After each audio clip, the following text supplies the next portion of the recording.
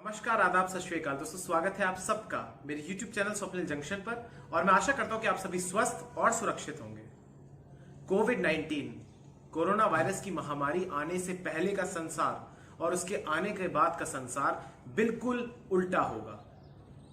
उसमें जमीन आसमान का फर्क होगा, क्योंकि आप सब जानते हैं कि कोरोना वायरस के कारण हम सब की जीवन शैली में जो परिवर्तन आएगा वो निश्चित तौर पर बहुत ही ज्यादा अलग होगा, भिन्न होगा। और जब हम सब की जीवन शैली में एक परिवर्तन आएगा तो क्यों ना हमारी व्यवस्थाओं में भी, हमारे देश के विभिन्न सिस्टम्स की प्रणालियों में भी परिवर्तन की आवश्यकता क्यों नहीं है। जब हम सब की लाइफस्टाइल चेंज हो गया, जब हम सब की लाइफ हैबिट्स चेंज हो गई, जब हम सब ने सोशल डिस्टेंसिंग को अपनाना शुरू कर दिया, जब हम सब ने सार्वजनिक स्थानों पर जाकर मास्क का उपयोग करना शुरू कर दिया, तो क्यों नहीं हमारे देश के सिस्टम में जो रिफॉर्म्स हैं उनकी भी गुंजाइश बढ़ जाती है। इस देश का जो सिस्टम है वो आप सभी जानते हैं कि बहुत ही लचर है और कई सारी चीजें और कई सारी चुनौतियां इस देश में सिस्टम की जो लापरवाही है या सिस्टम की जो बेपरवाही है उसके कारण होती है। तो आज इस वीडियो के माध्यम से मैं आप सबको कुछ रिफॉर्म्स के बारे में बताना चाहूंगा जो कि अतीत की सीख से जुड़े होंगे और उज्जवल भविष्य की ओर अग्रसर होंगे। क्योंकि हमारे देश में जो प्रमुख 5 रिफॉर्म्स की आवश्यकता है, जो कि मेरे को लगता है कि बहुत ही अति आवश्यक है, परम आवश्यक है, आज इस वीडियो के माध्यम से वो बात करेंगे। क्योंकि आज हम सबको ये बात भी करनी चाहिए कि भविष्य की कल्पना आखिर क्या होगी। कोविड के बाद का भविष्य इन रिफॉर्म्स पर ही टिका होगा। आज की इस वीडियो में मैं जो भी रिफॉर्म्स की बात करूंगा उनके संदर्भ में उनकी पृष्ठभूमि होगी कोरोना वायरस ही। तो सबसे पहले जो सबसे परम आवश्यक रिफॉर्म की आवश्यकता है, सुधार की आवश्यकता है, वो है इस देश के हेल्थ केयर सेक्टर में, यानी स्वास्थ्य के क्षेत्र में, चिकित्सा के क्षेत्र में। आप सभी जानते हैं, आप सभी ने टीवी में और न्यूज़पेपर्स में ये बयान सुना होगा कि हमें इस देश के गांवों में इस संक्रमण को फैलने से रोकना है। क्योंकि अभी भी इस देश के गांवों में, रूरल क्षेत्रों में, ग्रामीण क्षेत्रों में जो स्वास्थ्य की सुविधाएं हैं, सेवाएं हैं, वो कम है, वो पर्याप्त नहीं है। वहां पर केमिस्ट यानी मेडिकल की शॉप्स का भी अभाव है, वहां पर सामुदायिक स्वास्थ्य केंद्रों का भी अभाव है, वहां पर अच्छे अस्पतालों का भी अभाव है, वहां पर प्रॉपर सुविधाएं अवेलेबल नहीं है, वहां पर जितनी भी बेड्स की संख्या है वो भी पर्याप्त नहीं है, नाकाफी है। इसी के साथ साथ अब सभी को ये बात का एहसास हुआ है, पूरे देश को, पूरी दुनिया को, कि इस समय हमें गोलियों की नहीं बल्कि गोलियों की आवश्यकता है। और आप इस सांकेतिक भाषा से ये बात समझ गए होंगे, यानी कि पूरी दुनिया जिसका फोकस हथियार बनाने पर था, जिसका फोकस अपनी रक्षा नीति को मजबूत करने पर था, आज विश्व के तमाम देश संघर्ष कर रहे हैं स्वास्थ्य नीति के कारण, खराब स्वास्थ्य नीति के कारण। आज किसी भी देश के पास पर्याप्त मात्रा में वेंटिलेटर्स नहीं है, किसी भी देश के पास पर्याप्त मात्रा में दवाइयां नहीं है, किसी भी देश के पास पर्याप्त मात्रा में बेड्स नहीं है, किसी भी देश के पास पर्याप्त मात्रा में आइसोलेशन सेंटर्स नहीं है, क्वारंटीन सेंटर्स भी नहीं है। डॉक्टर्स और नर्सेस की भर्ती का भी अभाव है। देश में बहुत सारे ऐसे पद खाली पड़े हैं डॉक्टर्स और नर्सेस के, और अन्य जो मेडिकल स्टाफ के लोग हैं, हर राज्यों में ये खाली पड़े हुए हैं, जो कि अनुपात के लिहाज से देखें, अगर मरीजों की संख्या जिस प्रकार से आती है उसके लिहाज से बहुत कम है। तो हम सबको काफी ज्यादा फोकस करना पड़ेगा अपने देश के हेल्थ केयर रिफॉर्म्स पर भी। हमारे जो बजट है, देश का जो बजट होता है, उसमें बहुत ही कम राशि आवंटित की जाती है स्वास्थ्य के क्षेत्र में, उसको भी बढ़ाने की आवश्यकता है। क्योंकि भविष्य में हम सबको अपनी जान बचाने के लिए इन गोलियों की आवश्यकता होगी, मेडिसिन की आवश्यकता होगी, मेडिकेयर की आवश्यकता होगी। इसके बाद जो दूसरा जो एक प्रमुख सेक्टर है जिस पर हमें रिफॉर्म्स की आवश्यकता है, वो है हमारा एजुकेशन सेक्टर, यानी शिक्षा का क्षेत्र। आप सभी जानते हैं कि शिक्षा किसी भी देश की व्यवस्था को नियंत्रित करती है। वो देश कितना ज्यादा शिक्षित है, वहां के नागरिक कितने अधिक शिक्षित हैं, तभी उस देश का जो इंडेक्स होते हैं, विभिन्न क्षेत्रों में जो इंडेक्स होते हैं, वो बढ़ते हैं। और उस देश में ही विकास भी होता है जो शिक्षित होता है। और हमारे देश भारत में जो लिटरेसी रेट है वो अभी भी बहुत कम है। आप सभी जानते हैं दोस्तों कि हमारे देश का जो बजट है उसमें भी शिक्षा के क्षेत्र में बहुत ही कम राशि को आवंटित किया जाता है। क्योंकि शायद शिक्षा का मुद्दा भी कभी किसी चुनाव में नहीं बनता, कभी भी शिक्षा के मुद्दे को वो इंपॉर्टेंस नहीं मिलती है, वो प्रमुखता नहीं मिलती है, या वो न्यूज कवरेज भी नहीं मिलती है जो कि उसे मिलनी चाहिए। आजकल आप सभी जानते हैं कि इस समय सभी स्कूल्स और कॉलेजेस बंद हैं और इसी कारणवश ऑनलाइन क्लासेस शुरू हुई है, इस प्रक्रिया को शुरू किया गया और ये प्रक्रिया ऑनलाइन क्लासेस की सभी छात्रों के लिए नई है, छात्रों के लिए भी नई है और अध्यापकों के लिए भी नई है, इसी के साथ साथ अभिभावकों के लिए भी नई है। तो सबसे प्रमुख आवश्यकता ये होती है कि सभी को परस्पर सहयोग करना चाहिए। लेकिन मेरी कुछ छात्रों से बात हुई है और मैंने उनसे ये निष्कर्ष निकाला उनसे बातचीत के बाद कि उनको एक समस्या आ रही है और वो समस्या ये है कि मोबाइल देखने के बाद उनको काफ़ी सारी टेंशन्स होती हैं, उनको माइग्रेन हो जाता है, उनकी आंखें ब्लर हो जाती हैं, उनको कानों में दर्द भी होता है, खुजली भी होती है। इसी के साथ साथ उनको समझ में भी नहीं आता है, कई सारे छात्रों ने ये वाली बात कही है। हमें निश्चित तौर पर ये जो व्यवस्था है या अप्रत्याशित थी, किसी ने भी एक्सपेक्ट नहीं किया था कि इस तरीके की कुछ सिचुएशन आ जाएगी और उसके बाद स्कूल कॉलेजेस को बंद कर दिया जाएगा। लेकिन हम सबको ये समझने की आवश्यकता है कि जो ऑनलाइन क्लासेस के थ्रू पढ़ाया जाता है वो ऑफलाइन क्लासेस से बिल्कुल भिन्न है, क्योंकि कई बार ऑफलाइन क्लासेस के दौरान भी जब क्लास खुली होती है, कॉलेजेस खुले होते हैं, स्कूल खुले होते हैं, तब भी बच्चों को नहीं समझ में आता है। तो ऑनलाइन क्लासेस की तो थोड़ी सी और जटिलता है। तो सभी को संघर्ष करने की आवश्यकता है और निश्चित तौर पर कोई टफ चीज नहीं है, कठिन कार्य नहीं है। हाँ, थोड़ा मुश्किल है, थोड़ा समय लग सकता है, हो सकता है इंटरनेट की जो कनेक्शन है उसमें भी दिक्कतें आ सकती हैं, क्योंकि सभी लोग इस समय इंटरनेट यूज कर रहे हैं, तो वो बफरिंग हो सकती है, सिग्नल्स में जो दिक्कतें हैं वो हो सकती है, आवाज क्लियर नहीं आ सकती है, हो सकता है कभी कभी फ्रीज हो जाए ऑडियो या वीडियो। लेकिन हम सबको एक चीज देखनी है कि आखिर रिफॉर्म्स इसमें क्या लिया जाए। तो सरकार को भी स्टेप्स की आवश्यकता है कि सबसे पहले तो जो भी ऑनलाइन एप्स हैं, मसलन जूम हो गया या गूगल मीट हो गया, इनकी प्राइवेसी, जो इनसे संबंधित जो प्राइवेसी की जो जितने भी लॉज हैं, कानून हैं या जो भी एसओपीज हैं वो जारी करने चाहिए। प्राइवेसी किसी भी इंसान की सुरक्षित रहनी चाहिए और डेटा लीक नहीं होना चाहिए। सबसे पहले सरकार को यह चीज सुनिश्चित करना चाहिए, क्योंकि हाल ही में एक खबर आई थी कि जूम ऐप सेफ नहीं है सुरक्षा की दृष्टि से, वो आपकी इंफॉर्मेशन को लीक कर सकता है साइबर अटैकर्स को। तो सबसे पहले तो रिफॉर्म की आवश्यकता है कि ऑनलाइन क्लासेस को और ज्यादा, क्योंकि भविष्य में हो सकता है कि ये एक विकल्प के रूप में सामने आए कि हमें पढ़ाई हो सकता है भविष्य में ऑनलाइन क्लासेस के थ्रू ही करने पड़े। तो ये जो समस्या इस समय है वो समस्या जल्द से जल्द समाधान हो। इसमें रिफॉर्म्स की आवश्यकता है कि ऑनलाइन क्लासेस को और आसान बनाया जाए और कन्वीनियंट बनाया जाए। इसी के साथ साथ हमारे देश में दोस्तों आप सभी जानते हैं कि एक जुमला आपने सुना होगा कि इस देश में एजुकेशन में प्रैक्टिकल नॉलेज पर कम फोकस किया जाता है और थियोरेटिकल नॉलेज पर ज्यादा फोकस किया जाता है, जो कि सच है। इस देश में अभी भी इस रिफॉर्म की आवश्यकता है कि इस देश में जो इंडस्ट्रियल ओरिएंटेड प्रोग्राम्स हैं उनकी अप्रोच के थ्रू ही पढ़ाई होनी चाहिए, क्योंकि अभी भी थियोरेटिकल जो नॉलेज है उस पर ज्यादा फोकस किया जाता है। मैं ये नहीं कह रहा हूं कि थ्योरी इंपॉर्टेंट नहीं है, लेकिन प्रैक्टिकल सबसे ज्यादा इंपॉर्टेंट है।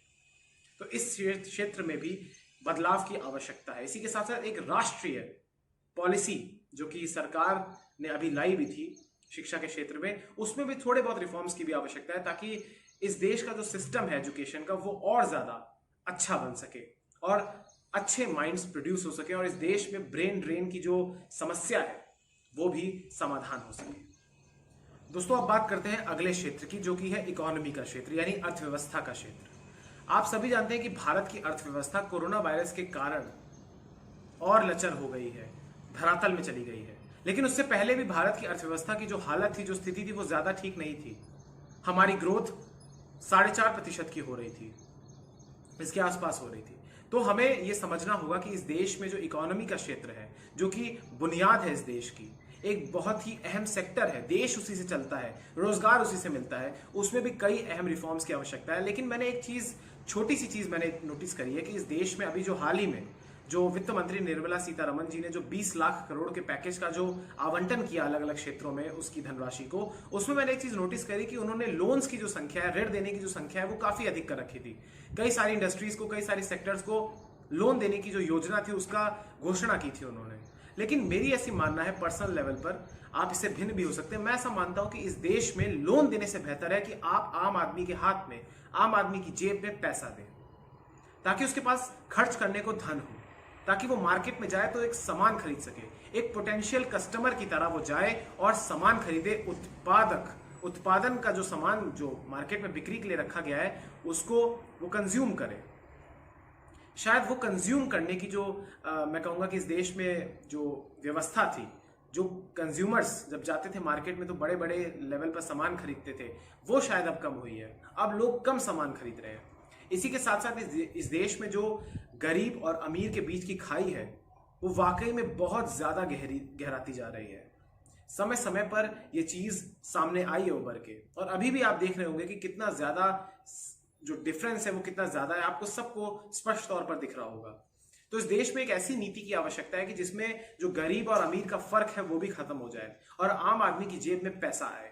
इसी के साथ साथ और तरलता लाने की भी आवश्यकता है इकोनॉमी में, लिक्विडिटी और लाने की आवश्यकता है, धन को और डालने की आवश्यकता है इकोनॉमी में, क्योंकि जब तक इकोनॉमी रिवाइव नहीं होगी तब तक देश रिवाइव नहीं होगा। इसी के साथ साथ जो देश के तमाम सेक्टर्स हैं, चाहे वो इंडस्ट्रियल सेक्टर हो, चाहे वो एग्रीकल्चर सेक्टर हो, चाहे वो अनऑर्गेनाइज सेक्टर हो, चाहे वो ऑर्गेनाइज सेक्टर्स हो, इन सबको रिवाइव करने के लिए भी इकोनॉमी की आवश्यकता होती है, यानी पैसे की आवश्यकता होती है। और उस क्षेत्र में भी अभी भारत पीछे चल रहा है।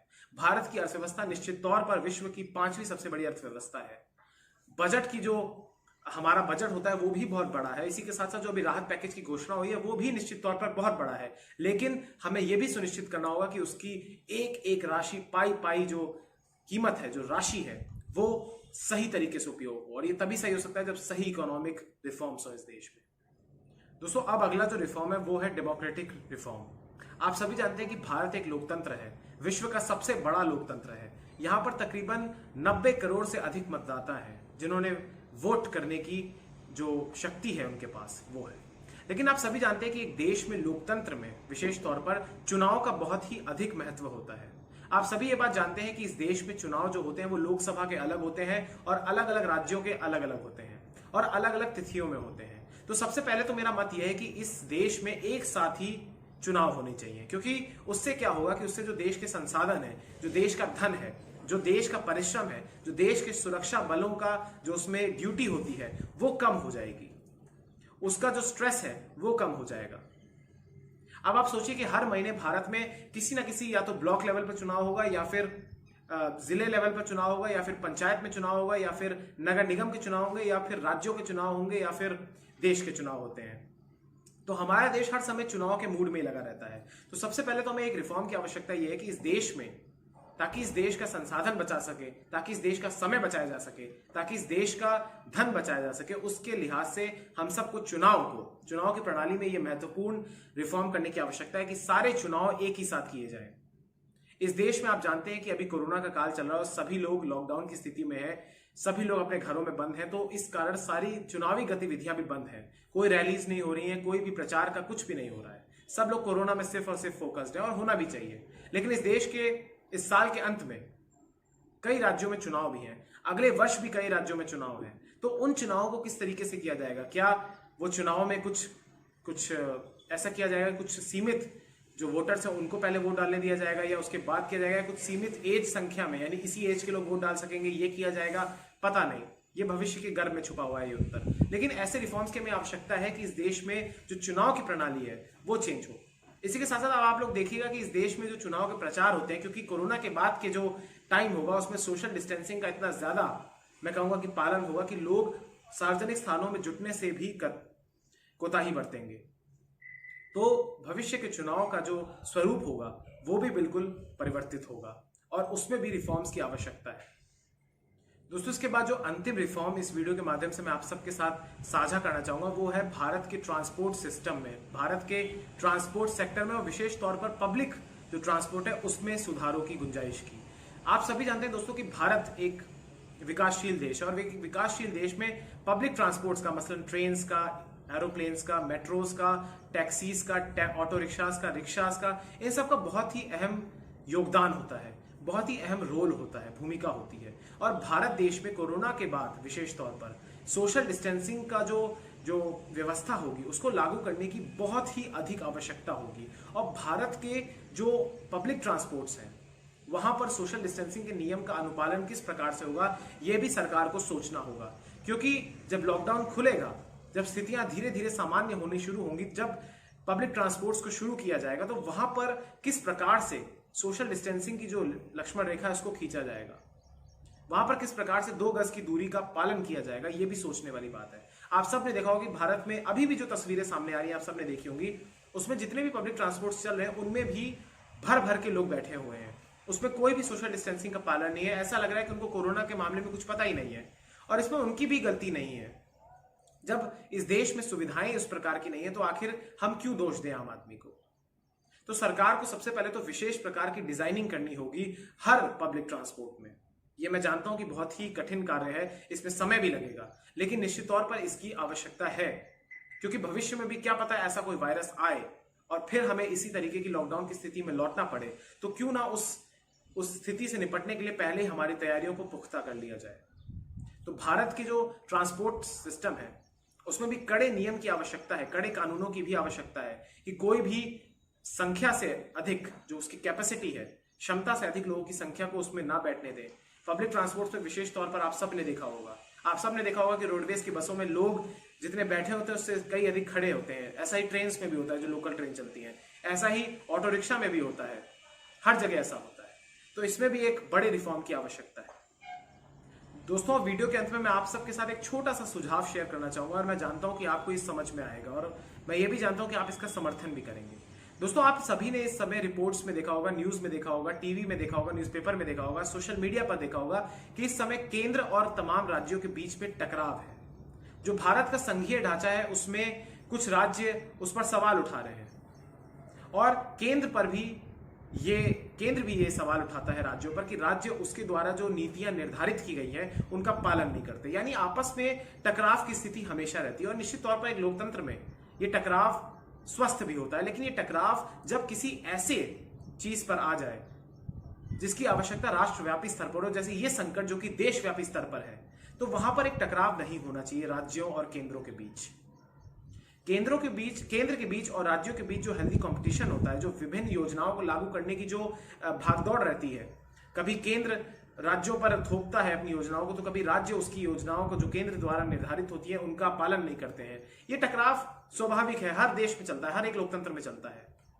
लेकिन इस समय हमें आवश्यकता है एक राष्ट्रवादी, एक राष्ट्रव्यापी नीति की, एक नेशन वाइज पॉलिसी की भी, जो कि कोरोना के खिलाफ हमें जीत में अग्रसर करे। क्योंकि इस समय आप देखिए कि तमाम राज्यों की जो श्रमिकों के लिए जो पॉलिसी है, उनकी जो ट्रांसफर करने की जो पॉलिसी है, उनको ले आने वापस लाने की जो पॉलिसी है, वो भी भिन्न है। आज तमाम देश में अलग अलग श्रमिकों को अलग अलग प्रकार से रियायतें दी जा रही हैं, अलग अलग लोगों को अलग अलग श्रेणियों के हिसाब से पैसा दिया जा रहा है। लेकिन गरीब और जो जरूरतमंद है वो तो हर राज्य में एक जैसा होता है, चाहे वो संभ्रांत राज्य हो, चाहे वो गरीब राज्य हो। तो हमें एक नेशन वाइड एक पॉलिसी की भी आवश्यकता है, जिसमें सभी लोग सर्वसम्मति के साथ निर्णय लें और सभी लोग परस्पर समर्थन करें और सहयोग करें, ताकि इस देश में एक बढ़िया एक नेशन वाइड पॉलिसी हो। और वो तब नेशन वाइड पॉलिसी हो, वो तब हो जब कोई भी ऐसा संकट आए जिससे पूरा देश प्रभावित हो। तो एक ऐसी पॉलिसी की सख्त आवश्यकता है। बहुत बहुत धन्यवाद दोस्तों। जय हिंद।